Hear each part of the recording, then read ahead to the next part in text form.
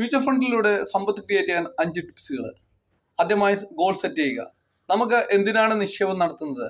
കുട്ടികളുടെ എഡ്യൂക്കേഷൻ ആണോ, റിട്ടയർമെന്റ് ആണോ, ഹയർ എഡ്യൂക്കേഷന് വേണ്ടിയാണോ, എന്തിനാണെന്നുള്ളത് ഗോൾ ആദ്യം സെറ്റ് ചെയ്യുക. രണ്ടാമത് SIP സ്റ്റാർട്ട് ചെയ്യുക. ചെറിയ തുകയാണെങ്കിലും മാസത്തിൽ ഒരു നിശ്ചിത എമൗണ്ട് വെച്ച് SIP സ്റ്റാർട്ട് ചെയ്യുക. ദീർഘകാലത്തിൽ അത് നല്ലൊരു കോർപ്ലസ് എമൗണ്ട് ക്രിയേറ്റ് ചെയ്യാൻ സാധിക്കും.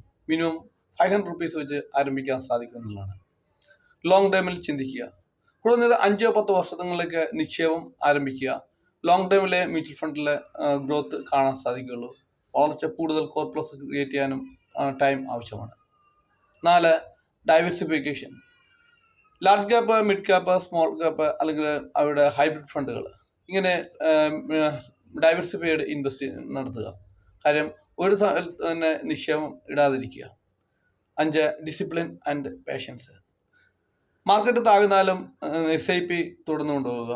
ദീർഘകാലത്തിൽ മാത്രമേ കോമ്പൗണ്ടിങ്ങിൻ്റെ മാജിക് നമുക്ക് കാണാൻ സാധിക്കൂ എന്നുള്ളതാണ്. നിങ്ങൾക്ക് നിങ്ങളുടെ ലക്ഷ്യത്തിന് അനുയോജ്യമായിട്ടുള്ള മ്യൂച്വൽ ഫണ്ട് തിരഞ്ഞെടുക്കുവാൻ ഞങ്ങളുടെ സഹായം വേണോ? തീർച്ചയായിട്ടും മെസ്സേജ് അയയ്ക്കുക. ഞങ്ങൾ നിങ്ങളെ സഹായിക്കാം.